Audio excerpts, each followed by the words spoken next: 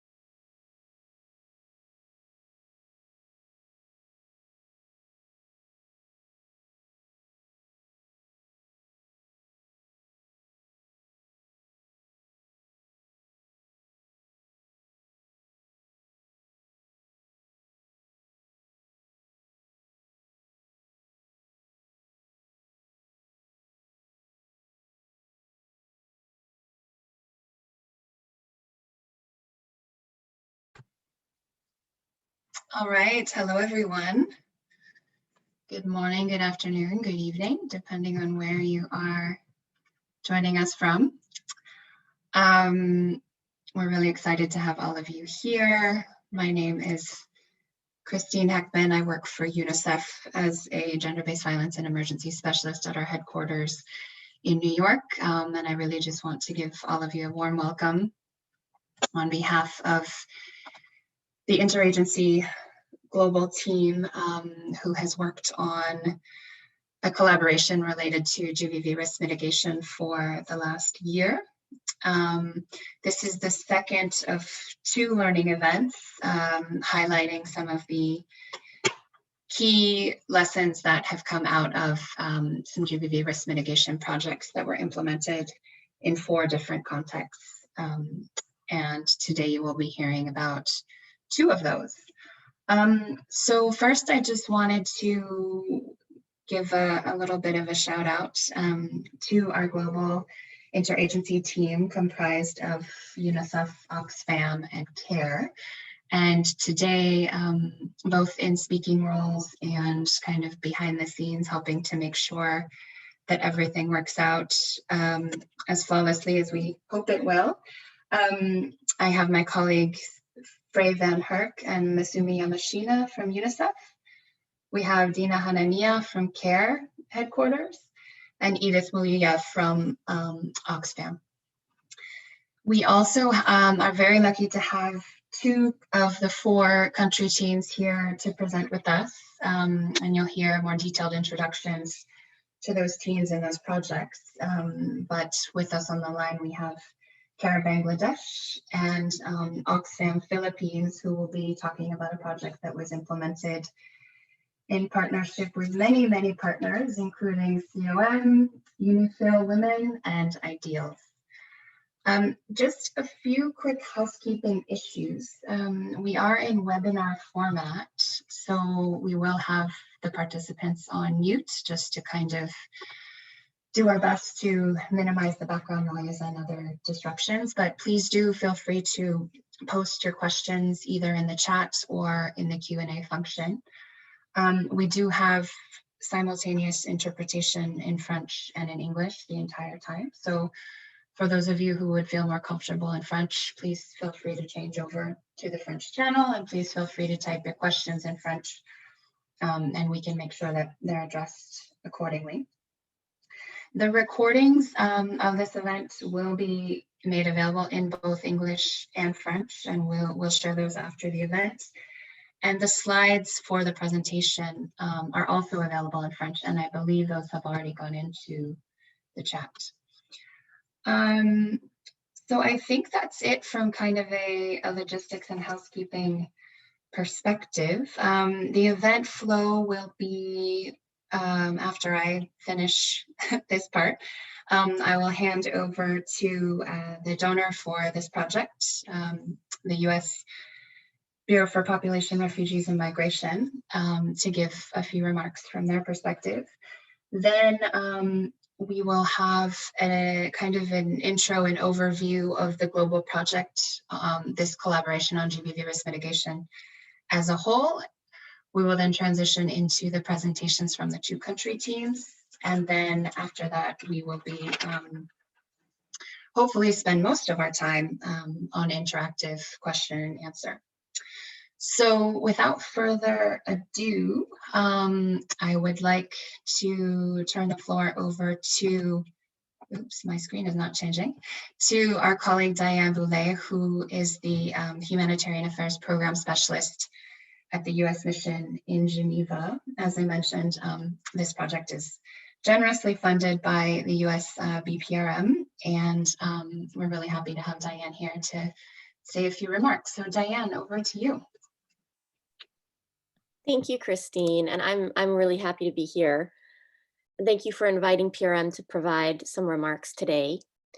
I'm glad to see also a high number of participants from the Asia region, but I imagine joining also from other parts of the world. And it's just so great to see that interest, and it's very encouraging knowing that this is quite a niche topic, but certainly a very important one for us. And we're very much pleased that the importance of gender-based violence risk mitigation is being highlighted at this global learning event focused on Bangladesh and the Philippines. And then of course, the one that you had organized last week focused on Central African Republic and Uganda.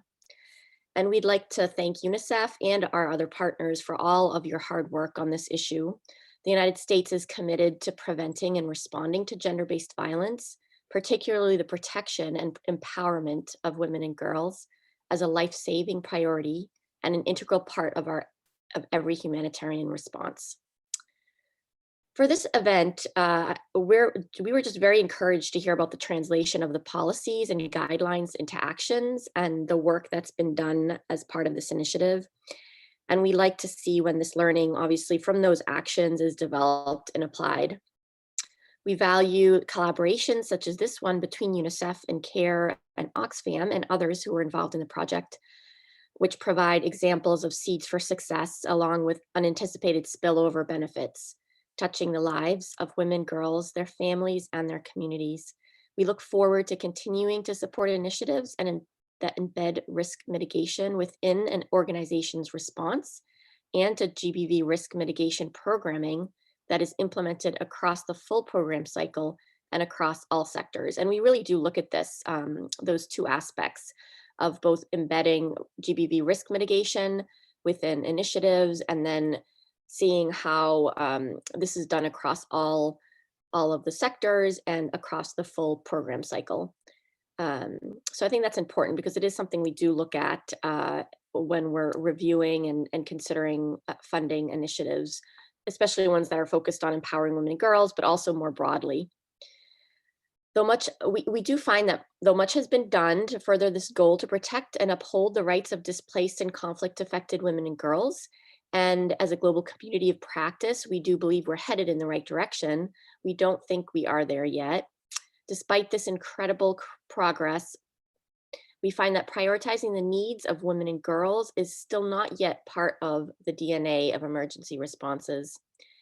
GBV risk mitigation is an important element to achieve this. And while there's consensus that GBV happens at all stages of a humanitarian crisis, and we know it is amplified in emergencies, programs to address this critical issue are rarely prioritized at the onset of any crisis. Unfortunately, we are seeing this trend continue in the response to the COVID-19 pandemic, and we urge all practitioners to take a moment and really reflect how they can prioritize the unique needs of women and girls within the specific sectors that they work.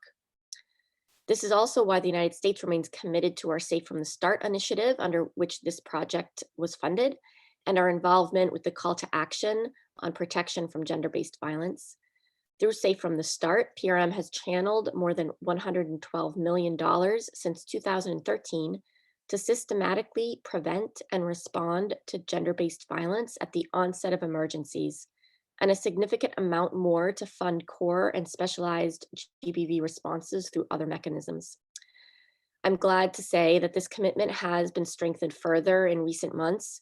In March, President Biden issued a proclamation and executive order, both of which reaffirmed the US commitment to gender equity, equality, and the empowerment of women and girls at home and around the world in all their diversity.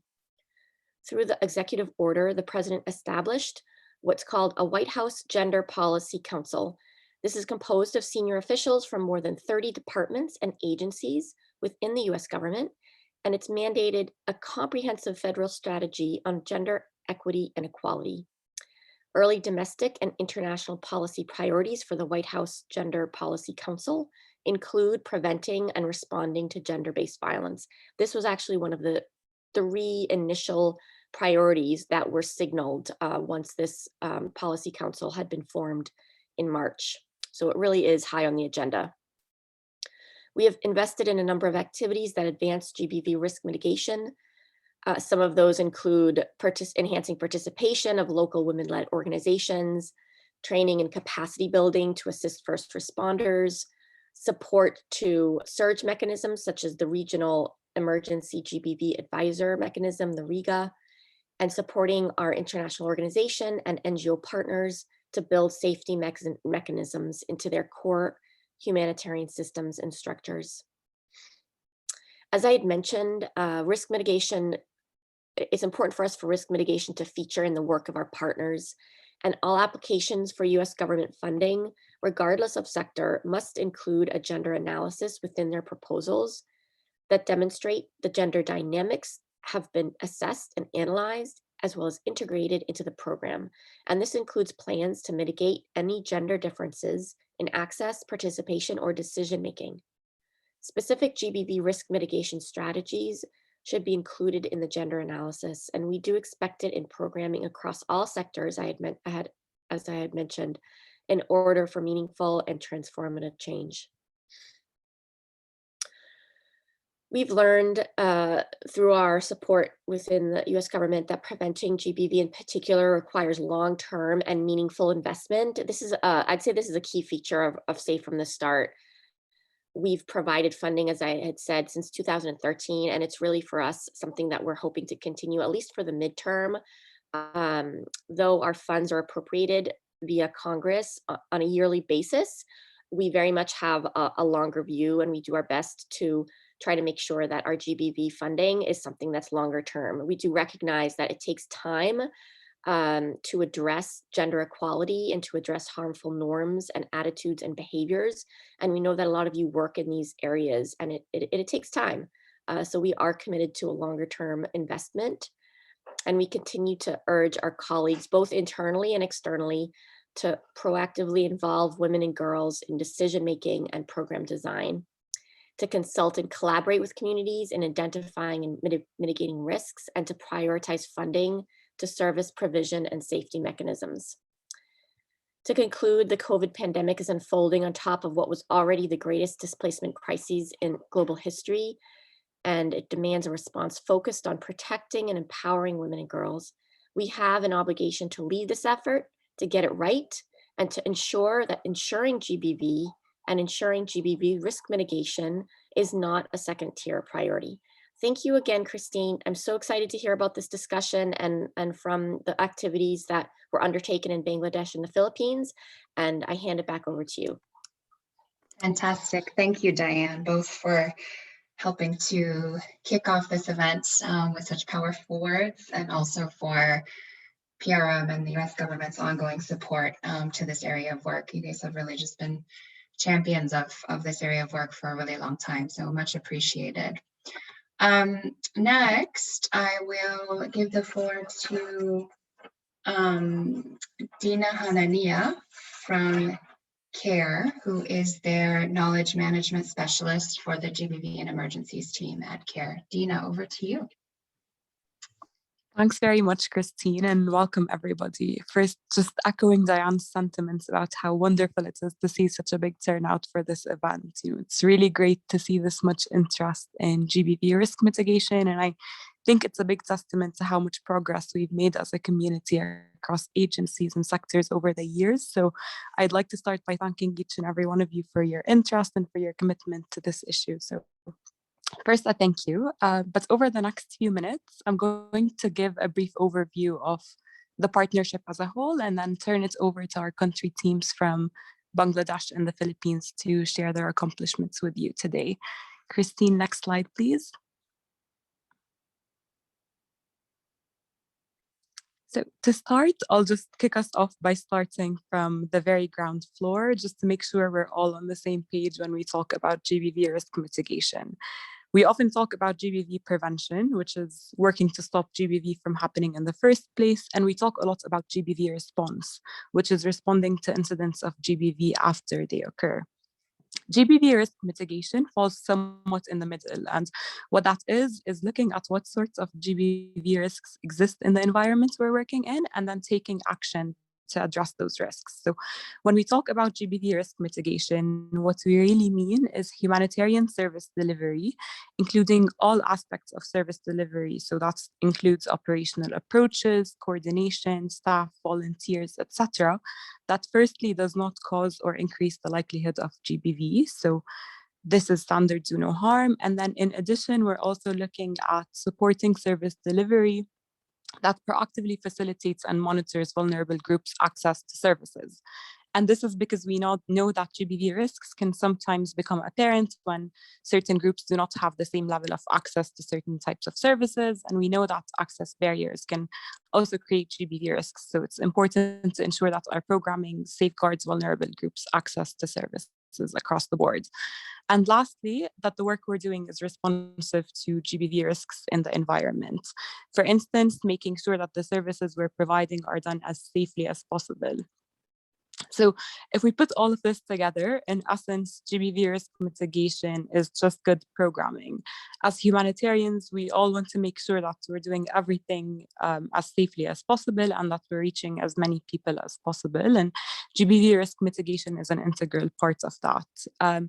You'll see that when we move to the country presentations in just a bit, that this general concept is exactly what our teams across this partnerships were striving to do, and that the programs that they put in place were really speaking to the heart of that. Next slide, please. So before we dive any deeper, I also wanted to share some key resources related to GBV risk mitigation. There are lots and lots of tools and resources on GBV risk mitigation out there now, but we'd like to share our foundational resources with you today. As you see on the screen, the first is on the left, and that's the IASC GBV guidelines, which came out back in 2015. Each color on the rainbow tab that you see on the right side of that left picture represents a different sector. So what you're seeing on the screen now is what we call the GBV Guidelines Big Book. This contains guidance and information on how to do GBV risk mitigation for all of the sectors that are those little tabs you see on the screen, but we also have standalone thematic area guides for each of the sectors. For instance, for those of you on the line who work on WASH, you can download just the WASH thematic area guide or tag, which will have all the information you need for your sector. And these are all accessible through the GBV Guidelines website, which is gbvguidelines.org. And then second, as you see on the right of your screen, you see the GBV Pocket Guide. And the GBV Pocket Guide is a basic resource built around a psychological first aid model for how non-GBV actors can safely and appropriately respond to a GBV disclosure, even when they're working in contexts where GBV service providers or GBV specialists are not available, or where referral pathways are not available or functional. I also wanted to mention briefly the Knowledge Hub on the GBV Guidelines website, which again is gbvguidelines.org. And this is a compendium of multiple resources that are available on GBV risk mitigation. If you go into the Knowledge Hub, you can also filter and search by sector, region, language, etc. We're constantly adding resources to the Knowledge Hub. So we hope that could provide even more in-depth resources than we're able to touch on today. Next slide, please. So getting into this project more specifically, over the past many years, after the launch of the IASC GBV guidelines in 2015, we spent as an interagency team quite a lot of time on capacity building of humanitarian actors across sectors on how to work to identify and then mitigate GBV risks. So loads of workshops, thousands of people trained across regions on how to do GBV risk mitigation in practice. We got a lot of momentum and success. We were successfully able to pique a lot of interest in the topic, but really after a few years of doing this capacity building, we wanted to move the work forward much more into implementation with the goal of building the knowledge base on what works for GBV risk mitigation and how we can do it most effectively across each element of the humanitarian program cycle. So UNICEF, CARE, and Oxfam partnered together for a year to use a common project framework across multiple humanitarian contexts and sectors to integrate GBV risk mitigation into existing sectoral programming, and then to measure the impact of the integration of GBV risk mitigation into these programs. Next slide, please. More specifically, the objectives of the partnership were to first document field-based examples of GBV risk mitigation across the program cycle. Second was to center the voice and leadership of communities, especially women and girls, when it comes to defining their safety in humanitarian programming. So really look at where they've identified safety risks and what they wanted to see done by the humanitarian community to better ensure their safety. Third was to facilitate a learning process with and for practitioners on how to implement GBV risk mitigation. And finally, just to get a better understanding of how GBV risk mitigation actions can contribute to program outcomes and increase safety for women and girls. Next slide, please. So as Christine mentioned, we had 4 implementation locations, 2 per agency. CARE worked in Uganda and Bangladesh, and Oxfam worked in the Philippines and the Central African Republic.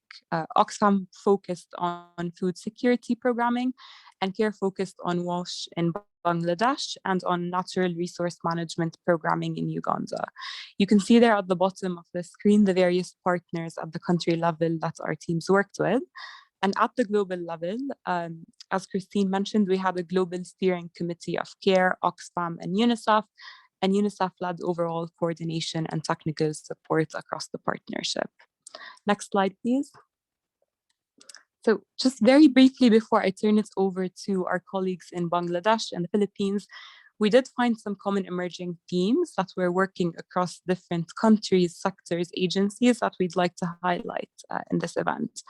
First, and indeed not a surprise, we found that adequate resources and support covering all things between financial resources, human resources, and time resources were critical to the success of these projects. Second, we found that the ownership of GBV risk mitigation by the sectors themselves, added with the close collaboration with GBV specialists, was critically impactful. We saw that the work succeeded the most when the sector teams owned the work, but then they got the additional technical support that's needed in partnership with GBV specialists. Third, we saw that the added value of bringing in colleagues from other functional areas. So for instance, we found that the involvement and the active engagement with M&E colleagues was critical to the success of these projects. And fourth, of course, consultations with women and girls are crucial, and adaptations and course corrections where needed, were an ongoing and common thread that we saw emerging as we worked across these different countries and sectors. And finally, we just saw wide-reaching positive effects beyond just the program outcomes that we had set out from the very beginning. So for more on that and all of these themes, I'm going to turn it over to the much more interesting presentations for today, coming from our country teams from Bangladesh and the Philippines. So now I would like to introduce John Migale Okech, who is the WASH coordinator for care in Bangladesh. Over to you, John. Thank you so much, Dina. I'm delighted to be part of this team, and thanks and welcome everyone joining this webinar. Just as a quick introduction, my name is John, WASH coordinator for Care Bangladesh.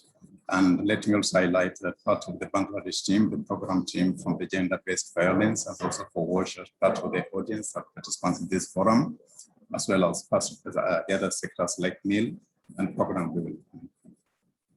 So with that quick introduction, allow me to proceed and focus on our theme, which was on key success to the risk mitigation that implemented within the work program here in Bangladesh during the camps. Next slide.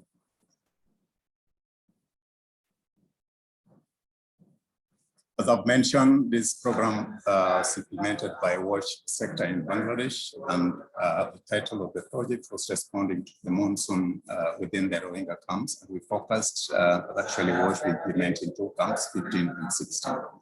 The aim of this project was to help improve access to water supply, sanitation facilities, hygiene promotion services to women, men, girls, boys, persons with disability, and the elderly within the targeted camps. But then there was the missing link in terms of reducing identified GBV risks that were facing women and adolescent girls when accessing WASH facilities within the camps. So we focused on activities such as consultations with women and girls on the use of latrines and bathing cubicles. We did conduct safety audits and risk mapping, WASH infrastructure improvements, including rehabilitation for the bathing cubicles. We had to upgrade latrines to meet the menstrual hygiene needs for women and girls. We constructed new facilities as well as rehabilitated new ones. The ones that are existing.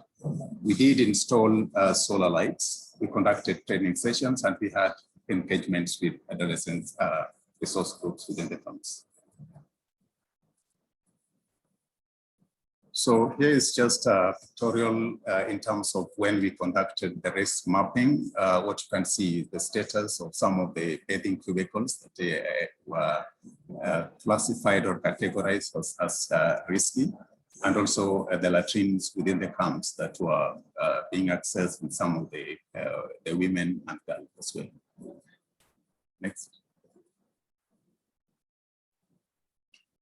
As part of our implementation, we did conduct trainings, and the training sessions were conducted for staff because this was an integrated program implementation.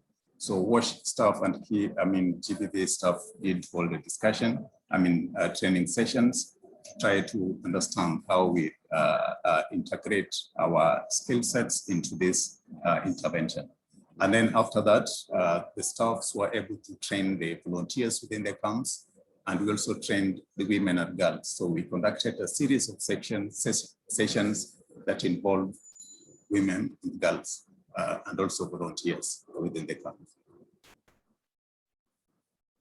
Next. Also, for the risk mapping, we did engage participants in group sessions where they would participatorily figure out areas that they thought or they perceived to be not safe for women and girls. They marked those areas and colored them in terms of those that were really risky for everyone, like in blue. And those ones that were risky or not safe for women and girls, and they marked those in red. Next slide. So in terms of infrastructure improvement, as I mentioned, for the bathing facilities, we embarked on improving the facilities by making sure that we had an enclosure which had the doors, the doors, and also an enclosure where there's a more privacy and builds on the confidence. They had the washing area for the menstrual hygiene clothes.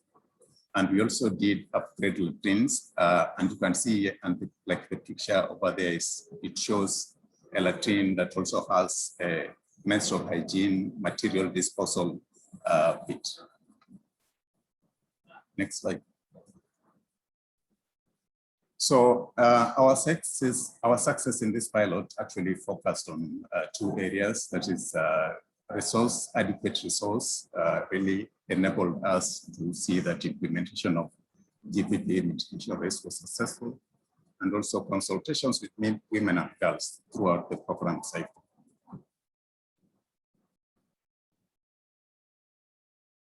So looking at the resources, one, on the human resource, CARE has a very strong in-house capacity in terms of the skilled staff on the WASH sector and also the GBV sector. So this was very, very useful in terms of skill sets who are able to deliver this program. And we also had a dedicated integration before we have actually been implementing direct WASH only intervention. But through this funding, we were able to get an integration with the GBV sector, and that brought out very strong energy, complementarity in terms of staff skills, and reach the quality of our implementation and timeliness to meet our targets. And then the adequate GBV team who are dedicated to work together with the field team, WASH field teams.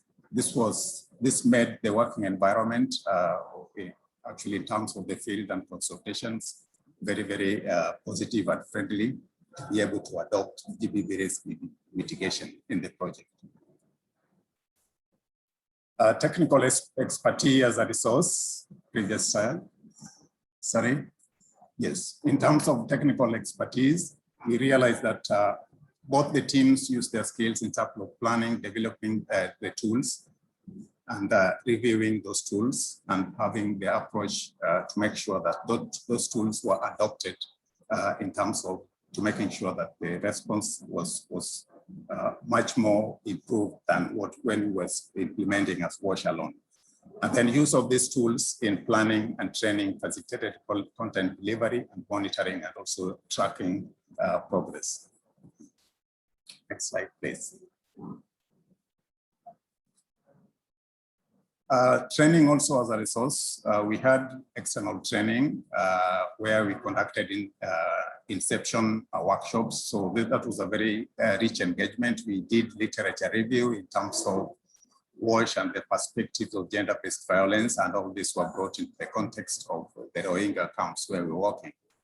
We conducted also internal trainings among sectoral staff in terms of WASH, in terms of gender-based violence staff, and this enriched staff knowledge and skills that enabled delivery of this project.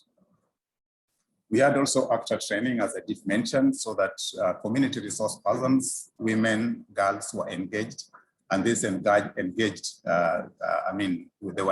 and their individual and collective participation was really very impressive.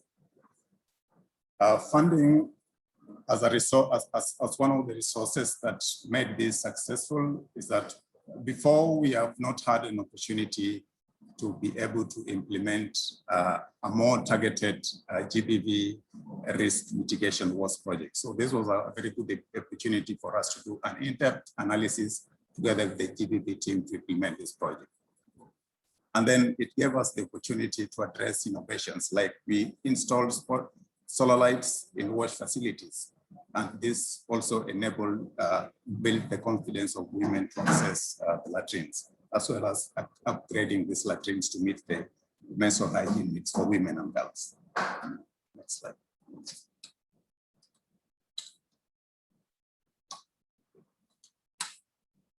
The other area of key success was our consultations with women and girls throughout the program cycle. Our approach to this was mainly through community engagement. And in here, we had a focus in doing mapping of all community resource groups within the camps, within the blocks and then subgroups. And also this was also a dedicated involvement of the community resource groups in participation in trying to see that the mapping in that is done and activities implemented. We had both formal and informal interactive sessions with different gender and age groups within the camps.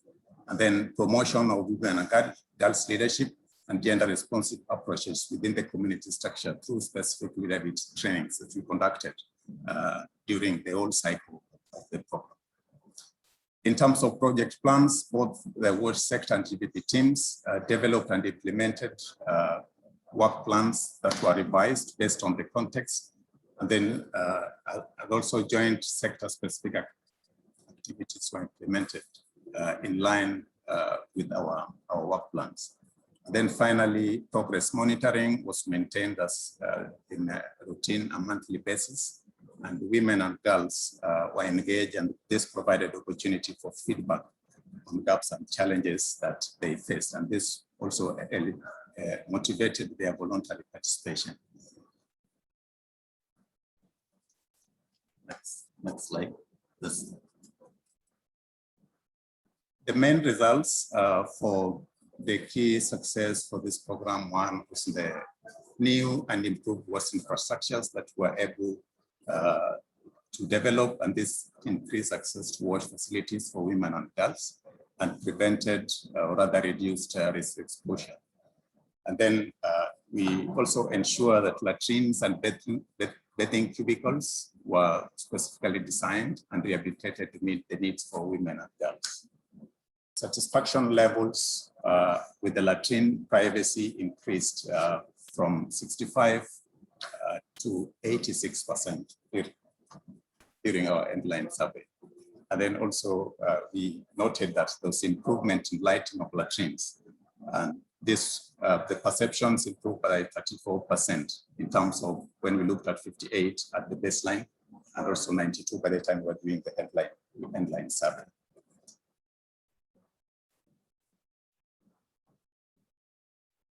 Yeah, so that is a snapshot of what we did under the theme of key success for GBV risk mitigation in WASH within the Rohingya camps, Bangladesh. Thank you so much. Thank you so much for the really interesting presentation, John. That was great. I'm now going to turn it over to Rhoda Avila, Humanitarian Manager for Oxfam in the Philippines. Over to you, Rhoda. Thank you. Thank you very much for this opportunity. And our warmest and my warmest greetings to all the participants across many countries who joined the webinar today. I am Rhoda Avila, the Humanitarian Portfolio Manager of Oxfam Philippines. So last year, Oxfam, together with CARE support, with support from UNICEF, piloted a project that seeks to operationalize and measure the effectiveness of GBV risk mitigation intervention throughout the entire program cycle to determine if, how, and to what degree implementation of GBV risk mitigation interventions results in better outcomes for women and girls. Today, I will share with you the key results of this project in the Philippines, focusing on unanticipated benefits of the risk mitigation project. Quickly, let me give you a background on the project. Next slide, please. Okay. This project is currently being implemented in Maguindanao province in the southern part of the Philippines. Maguindanao belongs to the poorest provinces in the country, and over the years has been experiencing multiple and repeated displacements due to armed conflict and natural hazards. To support internally displaced people in Maguindanao, Oxfam and partners, CO Multiversity, United Youth of the Philippines Women, and the Initiatives for Dialogue and Empowerment through Alternative Legal Services operationalize GBV risk mitigation intervention into existing EFSVL programming, which targets the most vulnerable conflict-affected populations to assist in meeting basic food and livelihood needs through in-kind distribution and livelihood skill support. At the start of the project, Oxfam and partners determined the priority GBV risks to address through programming and identified the GBV risk mitigation actions for implementation.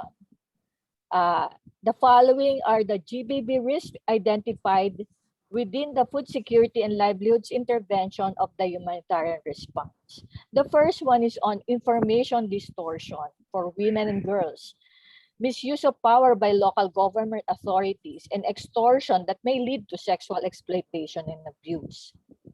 Another one is on displaced women and girls, including staff of Oxfam and our partners, travel far distances to access activity locations and distribution areas, which are often in remote locations. IDP women and girls also have low levels of information that affects their ability to engage in community activities and thus increases their vulnerability to GBV harassment and extortion.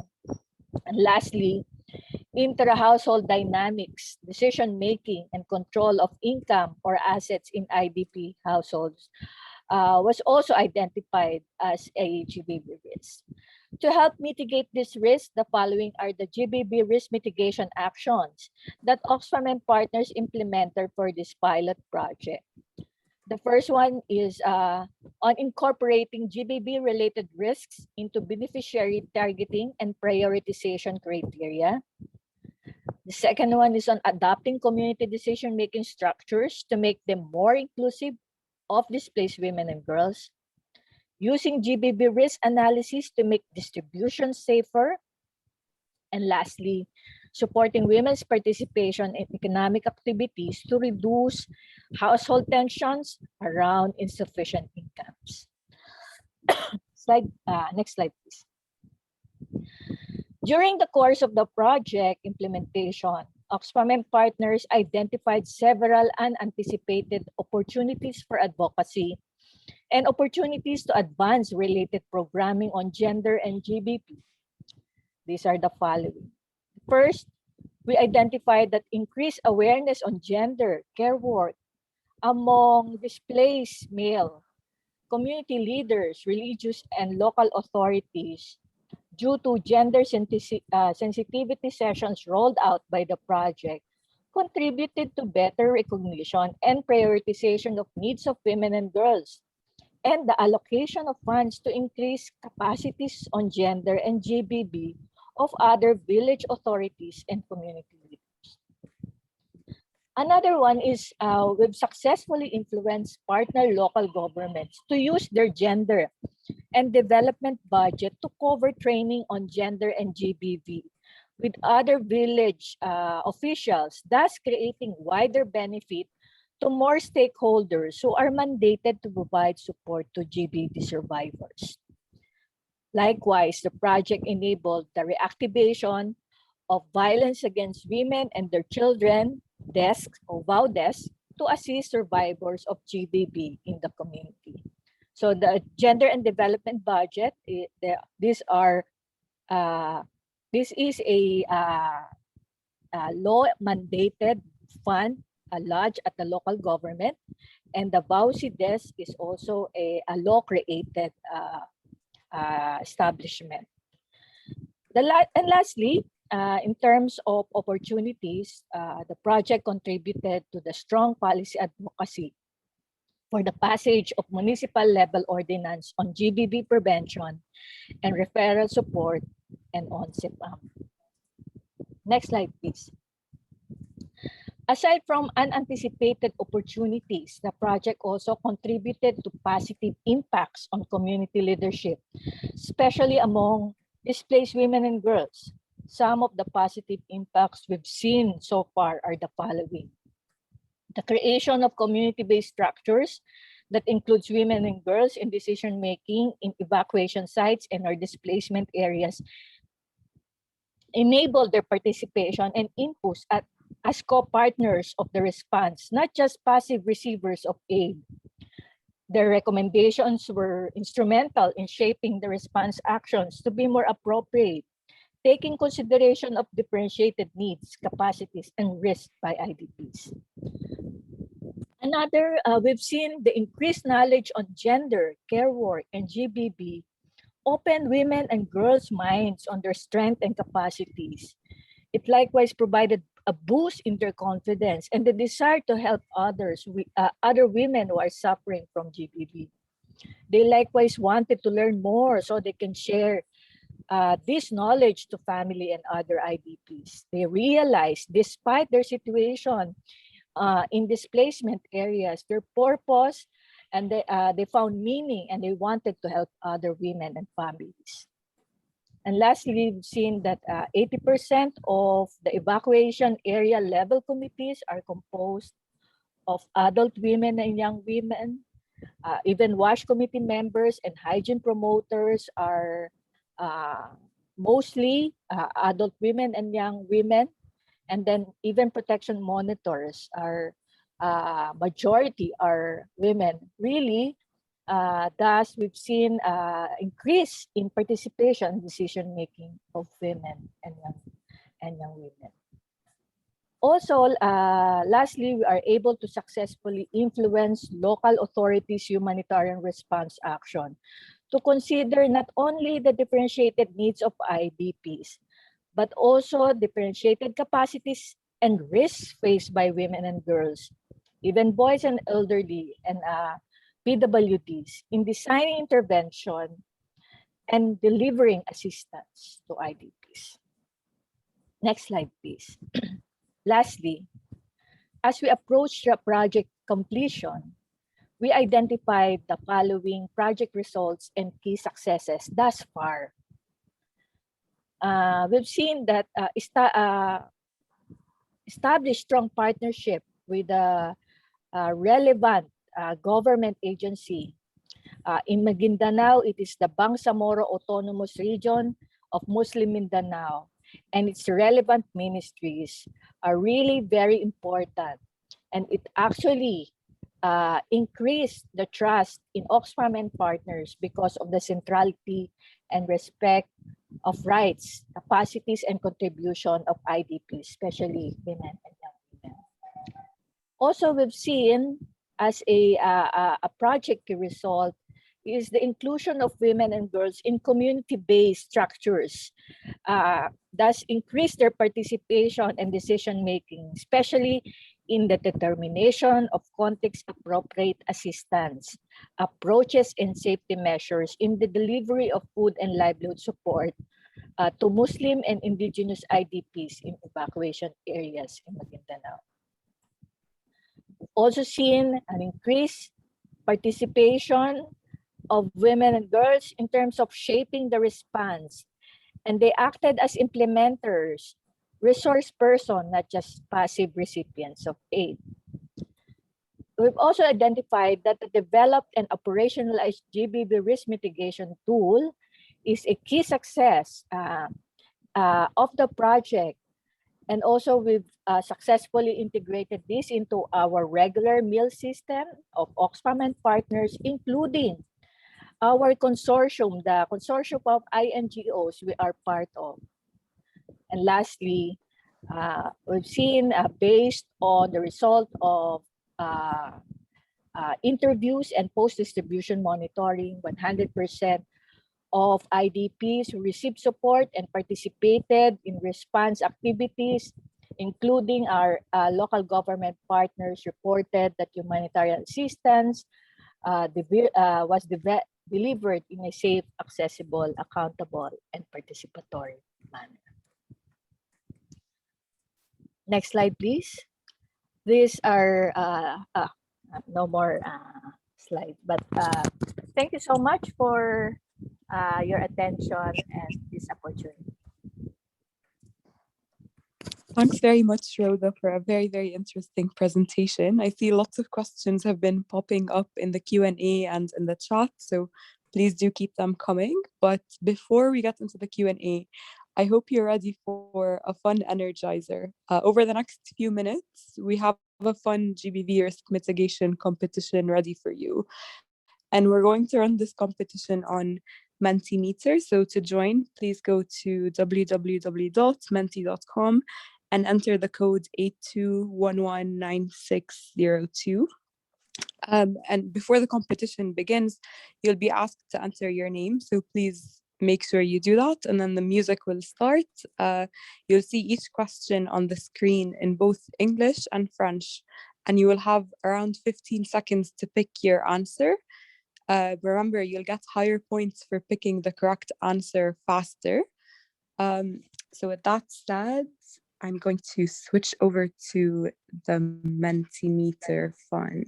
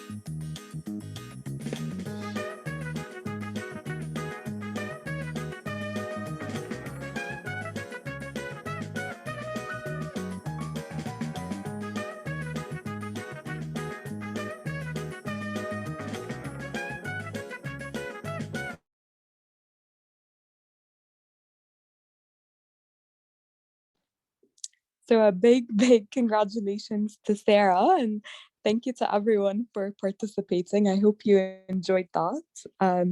Please keep the Mentimeter open for the very last part of today's session. But with that, I would like to introduce my colleague Masumi Yamashina, Child Protection and GBV and Emergencies Specialist at UNICEF, to facilitate today's Q&A session. Over to you, Masumi. Thank you very much, Dina. Hi, good morning, good afternoon, good evening, everyone. Thank you so much for asking a lot of interesting questions. And also thank you so much for answering the questions. So there are a lot of interesting questions. So even though some of them are answered, I'll ask the question so that everyone can hear the answer from John and the Rhoda. So I saw, John, you already answered these questions, but I'll ask just to for everyone to listen. So for timing, John, which part of the emergency phase you conducted the risk mapping? Also, do you embedded it during a baseline or technical assessment? Yeah, thanks. Yes. Yeah, so actually this was this funding, as I did mention, we had an ongoing activity. So we embedded this into our ongoing activity. So we designed an assessment that really captured the gender-based violent risks within the program at the time of the intervention. Great, thank you so much. Yeah. So the next questions also, it came to the John, but I think it would be helpful to hear from both John and Rhoda. So the finding implies that it's important for organization to have WASH and GBV teams together. So the question is, how do you work with GBV team? And then do you think it's necessary to have a GBV team to do the GBV risk mitigations? And maybe also if you didn't have GBV team, what could be alternative to do the GBV risk mitigation?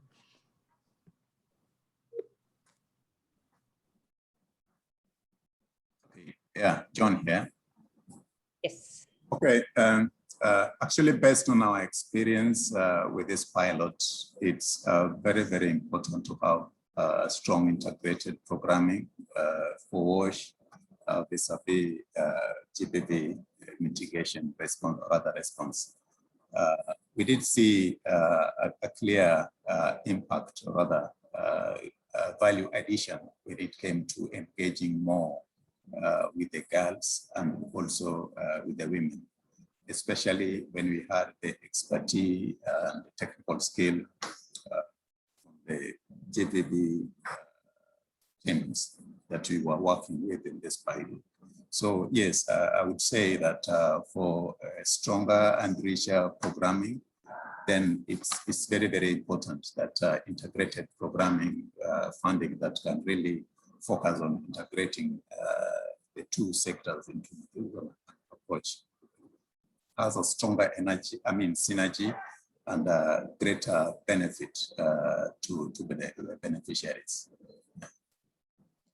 Thank you, John. Rhoda. Yes, yeah. Just to respond to the question, Oxfam and partners, internally we have capacities in terms of GBV, in terms of GBV specialists. No? Even within our local partner organization, United Youth of Women, the Philippines, or UNIFIL Women, is a GBV specialist as an organization, provided support to GBV survivors for many years.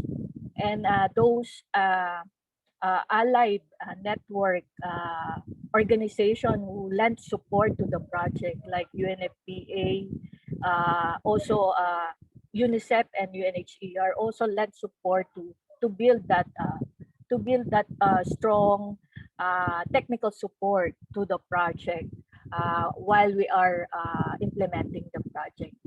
We see this as a good synergy between sectoral implementers and also specialists of GBV who work together and really found good examples of how we can really integrate GBV risk mitigation in different program sectors in our response.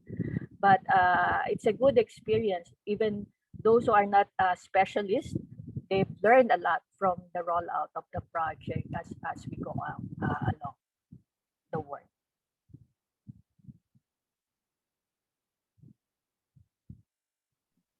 Thank you very much. That's very helpful.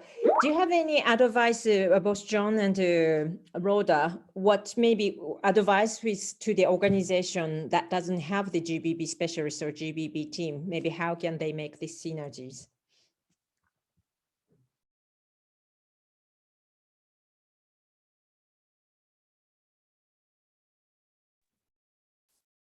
Hello. Yeah, so from Care Bangladesh, the advice I would share is that it really adds value. If you look at the WASH direct implementation with particularly WASH staff who don't have a lot of bias when it comes to GBV, then you realize that as much as we were making very strong impact, but then there were certain underlying gaps. And therefore, like when we did the risk mapping, we were amazed at some of the insights that were coming in. And this came about after we had the trainings that were conducted by the GBV expert teams within our organization, within our sister sector that we're working together with. So essentially, based on that, I would say that it helps enrich a response to meet the needs for women and girls in a WASH programming kind of context. We have seen this in this response. This is a very massive response, the space where the camps are so crowded. But then within that context, you have to continuously provide sanitation facilities and WASH facilities. There are all manner of activities, and some of them to deal with the security. And also you find that this also revolves very heavily around the activities that we implement, like water collection points, bathing facilities, and social latrines. So having on board integrated teams with both WASH and GBV perceptions or skill sets is very, very key. So for me, I would really, based on our experience in Care Bangladesh, it would be great to for any teams implementing a WASH programming to embrace an integrated approach that really enriches utilization of WASH facilities. We didn't know how in that, I mean, you'd find that men are bathing like in the washing points where women are supposed to go and access water. And then they fall back, they don't go to collect water. So when that happens, the issue of recycling use of water within the households take place. And we can also point to cases of acute watery diarrhea affecting households. Why? We trace that to situations where certain women, certain girls are not able to collect adequate water as much as possible.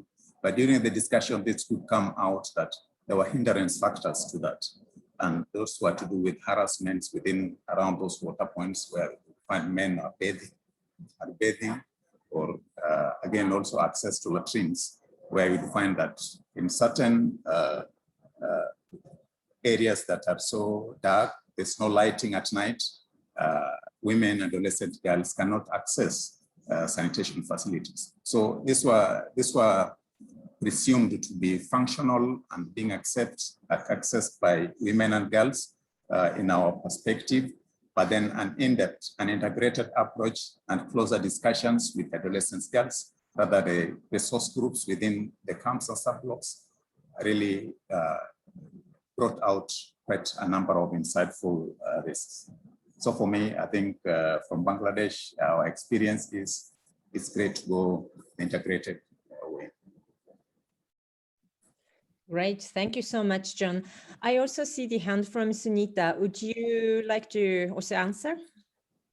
Thank you. So I just wanted to add on what John has just shared, and specifically around what is the added value of having a GBV, team within the WASH team to support the whole project implementation process. So as in CARE Bangladesh, we do have a GBV team who are working in specific GBV standalone projects to support the WASH and other sectors as well, based on the need and demand we hear from them. However, having a specific gender GBV team within for the WASH programming actually supported us in terms of time, because when we do not have a GBV specific team members within the WASH project, the time is quite challenging and the human resource is quite challenging given the competitive priorities. So this actually kind of brought a bigger solution on that, and it's actually kind of speed up and increase the capacity building initiative, and most importantly, coordination between two sectors working as in one team on a daily basis, and increase the joint field visits, supporting and identifying and bringing solution on the spot, finding the challenges and needs in the field trips. So it also created some kind of positive workplace environment, and it kind of changed the workplace culture, where we see the WASH team has owned kind of started to own the GBV perspective within the WASH sector as well. So we all know that in general, when we talk about mainstreaming gender or GBV or these components, it is mostly recognized or like assumed as the work of the GBV people. So here with this kind of integration, we observe that the change in the working dynamics and the ownership among the sectors. Thank you. Back to you. Great. Thank you so much, Sunita. And sorry, as there's lots of people, we cannot open, we cannot ask everyone to ask questions verbally, but please write your question in chat box and the question and answers, and then we try our best to answer all the questions as much as possible. So the next question is again to John, but I think it's helpful to go both John and Rhoda. What were the common GBV issues identified, and was there men and boys were involved in programming to ensure these GBV risk issues were addressed in your program? Maybe start with Rhoda, please, and then John next. Thank you so much. Yeah, actually that's one of the key learning that we got from this project, and as in our previous responses also, that involvement of males are key in terms of achieving better outcomes for people in crisis situation, for women, for girls, for boys and men. The gender sensitivity sessions provided to women and girls in the camps and with local authorities, we target also male displaced or IDPs or internally displaced people in the camps, and also male local authorities or local government officials and community leaders, religious leaders who are also male. Our experience is that as we increase awareness and knowledge of women, we should have run a parallel work with male also. They are not our adversary or opponents, but we will be working hand in hand in making sure there's better outcomes for all involved the community. But we've also seen that in terms of perspectives, there are different levels of perspectives, especially, for example, in Moro and Lumad or indigenous peoples communities. It will take some time. That was some of our discussion within the project and with our global colleagues also, that within this time frame and as a learning from this project and our previous ones, we'll say that even with a short time frame, we need, really to make sure that we continue on with this kind of work. This should be part of the regular menu of a humanitarian response, and that it should be sustained within the community, because perspective will changes in the perspective, especially those heavily entrenched religious belief or cultural beliefs, that will have take some time to have some changes. But we've seen small steps, in terms of opening of minds, especially among local authorities, in influencing the type of approach, the kind of the delivery of humanitarian response, how it should really be appropriate, and recognizing differentiated needs, capacities, and also risk faced by women, men, girls, and boys. In the family also, we've seen also some changes. That's why also we've done the sensitivity session separately. All women separate, and then the male separate also.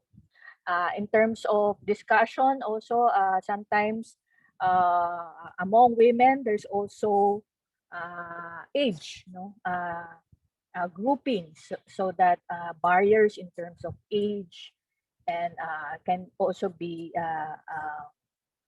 eliminated, so that they can freely express themselves. So when we conducted parallel work on awareness raising, we think that it's a positive step towards better outcomes for all, especially for women and girls. Male participation is really a good practice in terms of these kinds of project or initiatives. We're not eliminating, or making them just a spectator, but actually they can be a good ally in our work for women and girls. Great, thank you so much, Rhoda. And John, would you like to answer the questions? What are the GBV risks? What kind of common GBV issue identified? How men and women are involved?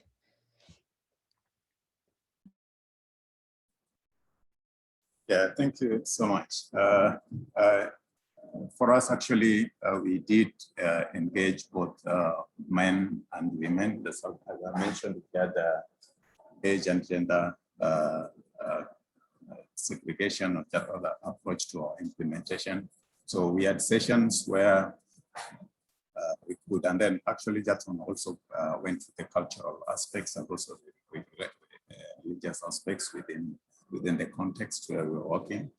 So many groups were engaged and for their buy-in into like the situations that they come to, the situation faced by women and also girls, and that brought about the involvement also into during their sessions. We have like the men, the team meetings, so that would encourage their own discussion within those sessions.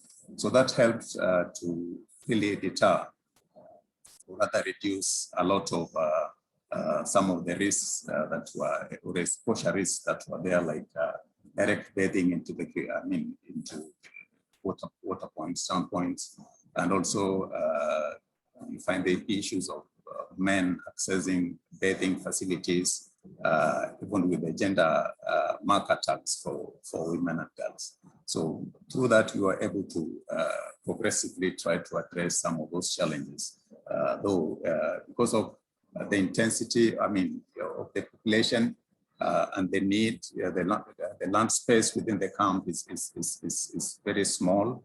And so still you find there's a lot of cross checks here and there. But then that is the approach we did take in this kind of approach. Now, in terms of challenges, the other area we also mentioned is that the participation of especially the youth, most of the girls, in the learning session was not very easy. Because you realize within the camp, also based on the religious beliefs, not many adolescent girls were very free to openly discuss with the staff during at the onset of this engagement processes. And again, that goes with the cultural aspects and also the religious aspects. So it really took time, staff, the engagement process with the household members, the parents, to allow for adolescent girls to join the sessions and to be able to freely share their insights of the challenges they faced. One key example of that is when the teams were to go and do mapping, and the perception perspectives of the adolescent girls was also very important, and also as much as also for the women. But then the adolescent girls many of them were a lot withdrawn. So it took lots of that kind of engagement to give them confidence and also talk with their parents. And then you hear that now we have backyard sessions that are held by the staff during one-on-one discussions sessions to try and win their support. What I would also mention was also to do with even allowing the women to come and attend, participate in the online sessions. We have the camp meeting, designated meeting areas, but the staff had to go extra mile to talking with the leaders, also the watch groups, to encourage participation in those sessions, especially when we wanted to improve the sanitation facilities or the bathing cubicles for women and girls, and also to help them understand that like the disposal would therefore be done in a more improved way, as opposed to the way others were either burying the menstrual hygiene materials within their backyards or something like that. So this were really very strong implementation challenges, but the staff were able to, through our community engagement process, were able to break this kind of barriers to bring everyone on board. And when we did our endline survey, we had lots of motivation, increased perception in terms of utilization of improved facilities, which were now within secured structures. So building that confidence in them vis-a-vis what we call the socio-cultural or religious kind of perception has been very challenging in terms of doing this. So, and that's what we also anchor on the skill sets that were integrated. Areas to do with confidentiality were such addressed, and also areas to do with the technical designs in terms of what the women would approve as and perceive as very safe and secure for them, for the infrastructure improvement, and also and thus their free access to use, as much as the men were also using their own designated facilities. So I don't know if I've clearly outlined a response to the question that came, but yes, sure, those were some of the challenges we faced. And of course, yes, we involve participation of men and also boys. Great. Thank you so much, John. And then thank you so much for laying it very nicely, the concrete tips, also our participation of women and also the girls as well. Great. So I want to also actually here ask a question to the global team, because there's quite a lot of questions related to the involvement of GBV specialists. So whether, I mean, how do we do the GBV risk mitigation if there's no GBV or specialist, or do we need always the GBV specialist in the team to do GBV risk mitigation? There's also questions that if it doesn't, by arguing that GBV risk mitigation requires specialized technical experts, are we not undermining the whole approach, that mainstreaming, be it GBV or gender or disability? So I'd like to ask Christine to respond to these questions. Over to you, Christine. Sure. Thanks, Masumi, and thanks everyone for the great questions. I mean, I think this is an area where we really try to have some nuance in our messaging. You know, as was rightly pointed out, GBV risk mitigation is the responsibility of everyone working in the humanitarian sector, or the humanitarian space, or the humanitarian response, regardless of sector. And, you know, I think that was outlined quite clearly on, you know, one of the first slides that we showed, that one of the keys to success is securing that ownership and really having the sector colleagues see themselves as responsible for owning this process. But I think what these two projects illustrate quite nicely is that when GBV expertise is available and we're able to support our colleagues in other sectors to lean on that and to utilize it strategically, and that the two can kind of come together and collaborate, that's where we really see the best results. And I think these two projects are great examples of what's possible when both are available. But certainly, we would never say that just because GBV expertise is not available, that means GBV risk mitigation should not be taking place. It's quite the opposite. It should always be taking place and can be enhanced by support from GBV specialists. So, I mean, I think there was another question a little bit further, a little bit earlier in the session about what can we do if we don't, if we aren't quite as lucky as these teams that presented today and having GBV expertise in-house. And normally what we recommend is reaching out to the coordination mechanism for GBV in your setting. So whether that's a GBV working group or a GBV subcluster, you know, just trying to get in touch with someone who might be available, who could, you know, probably not provide quite as much hands-on support as these projects had, but at least, you know, be available to support on advising on a few key elements. So that would be our practical tip on that. But I do really want to drive home the point that we're absolutely not saying that without GBV expertise, GBV risk mitigation is not relevant. It's the opposite. It should be happening all the time. And if and when GBV expertise is available, please utilize it for the most effective results. Over from me, Masumi. Great, thank you so much, Christine. And I also wanted to add that many global cluster, child protection, education, WASH, nutrition, and also shelter CCCM has our also support system for GBV risk mitigation. So if you couldn't find GBV actors, or if you want to get more like sector specific advice, or you could also coordinate with your national clusters and then seek support from the global sectors as well. Likewise, also a lot of GBV risk mitigations recommendation from ICGBV guidelines are already included in sector standards. So please also check the sector like clusters website as well. Thank you. So I'm just to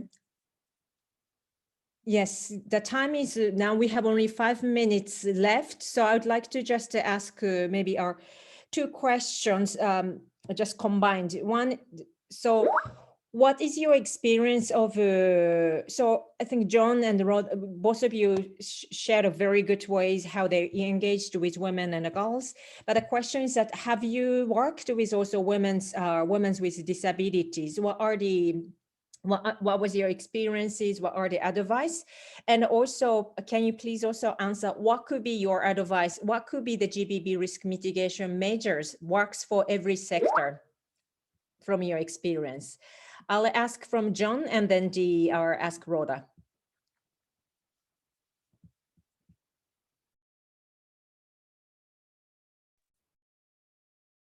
Hello.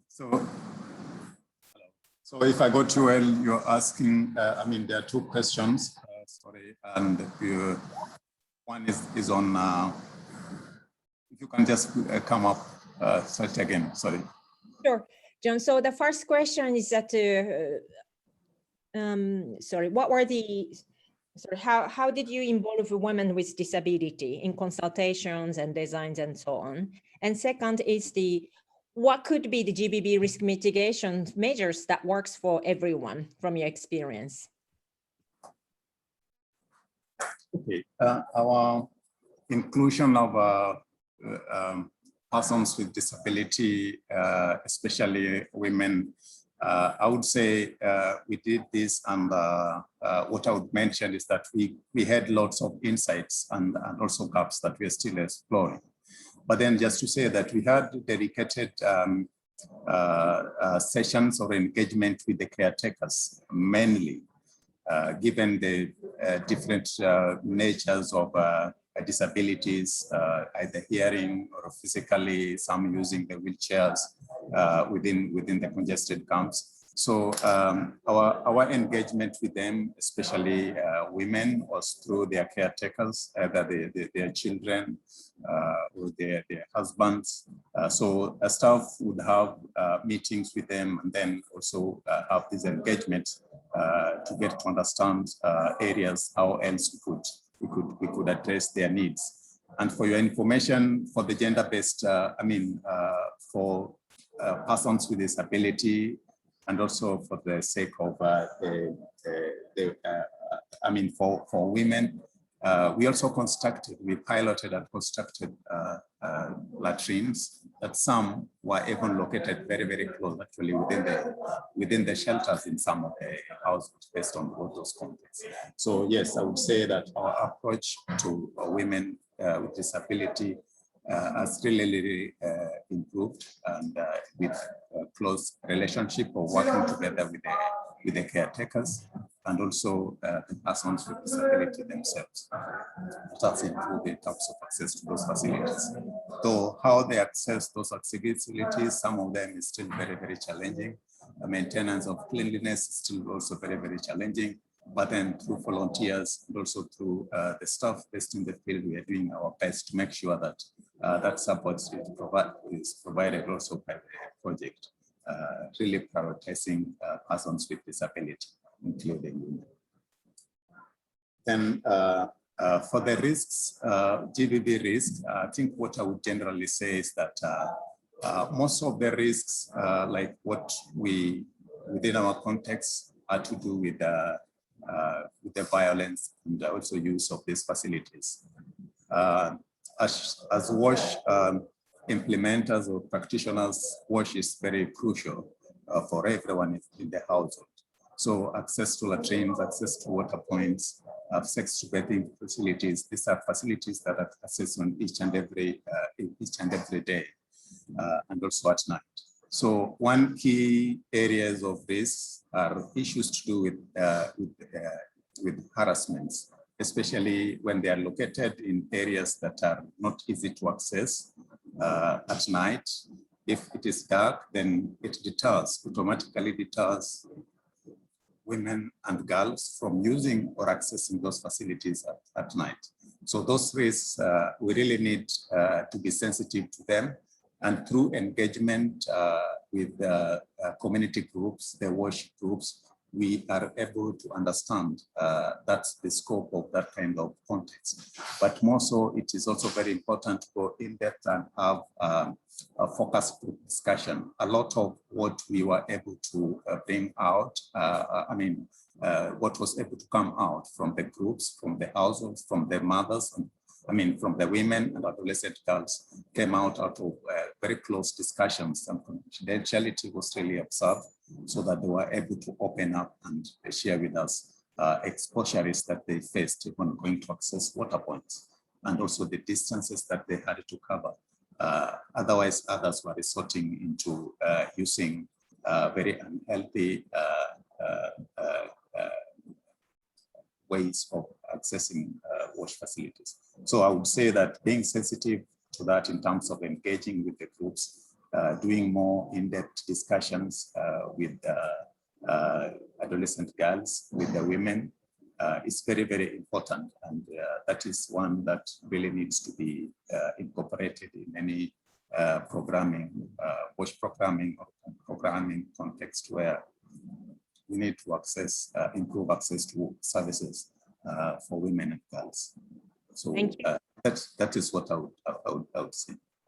Great, thank you so much, John. So it's a great advice for be recognized of the GBV risks, and then they have an in-depth discussion with women and girls, and it would work not only for WASH, but other sectors, right? Great. Sure. Rhoda, do you have any other things to add? Yeah, in terms of the question on best GBV risk mitigation to use that will cover different sectors. I believe the key thing is actually the GBV risk analysis because contexts differ, no? Risks differ from one person to another, from different ages. So there's really no one size fit all or a straight jacket, no, a formula for it. But there should be a thorough GBV risk analysis so that groups can actually identify GBV risk mitigation actions accordingly and appropriate to the situation, to a certain context. No? So we should also be careful about it. There might be some GBV risk mitigation action that works for a certain context that may not work in a different area. So the key thing here is the GBV risk analysis and how we can actually identify the mitigation actions accordingly. Then on the inclusion of persons with disabilities, for this project, we conducted separate focus group discussions with displaced IDPs with disabilities, and we've actually consulted them on specific needs, capacities, and also risks faced by them in terms of food security and livelihoods. And their inputs actually help adjust some of our approaches of our distribution activities, even the system that we're using. It's really helpful to have their inputs. As I've mentioned in my presentation, the community-based structures that was established, composed of with representation from women and young women, are also represented by IDPs with disabilities. Thus, for example, some of our food distribution in Maguindanao, instead for those who are IDPs who have access challenges, those who cannot go to distribution, we prioritize them in the distribution, making the food in kind. We approach them in their evacuation area, no, in their shelter. They didn't have to attend the distribution schedule. It was distributed in their huts, no, in their shelter. So those are also inputs from them, no? And the distribution was done even earlier than the schedule of the majority. So important is really for them to express their needs and what they can do, and also the risk they face. Okay. Great, thank you so much, Rhoda, both Rhoda and John. That's very great. This really important, you are highlighted important part for understand the risks in different contexts, talk with the different population group, women and girls with or with disabilities, and then really help. And then they can guide the risk mitigation measure that's suitable for them. Thank you so much. With this note, I'll hand it over to Christine. Thank you so much. Thanks, Masumi, and thank you all for such an engaging session. Unfortunately, we are out of time, but there are still so many questions flying in. So I think what we decided after the last session is that we're going to try and compile kind of a general written question and answer document. So for some of the questions that we didn't get to address during the session itself, hopefully you can access that in writing before too long.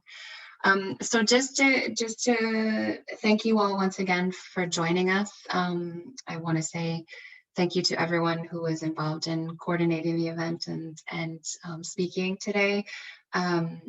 Diane and our other friends at BPRM, the Interagency Global Team, the country teams from Bangladesh and Philippines, and our wonderful interpreters who are making this possible in English and in French.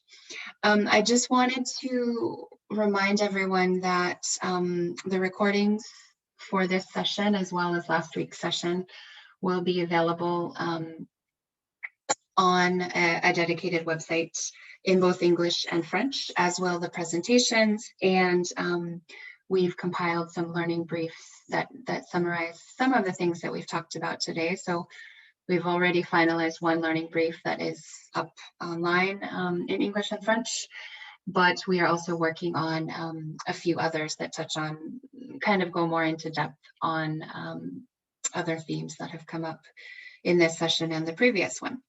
So we will leave it there for now. Please do let us know if you have any questions, if you have any feedback. There are a few email addresses there that you can reach us at. And also the GBV guidelines website that we flagged before is really the go-to site for many, many resources related to GBV risk mitigation, not only the GBV guidelines and the pocket guide and other sort of globally, interagency endorsed resources, but also sample tools and other adapted versions of GBV risk mitigation guidance that have been used in different humanitarian contexts and different sectors. So we will leave it there for now. Please do keep an eye out for the materials. They'll be coming soon. And thank you all. Have a great rest of your day or evening, wherever you happen to be. Bye, everyone.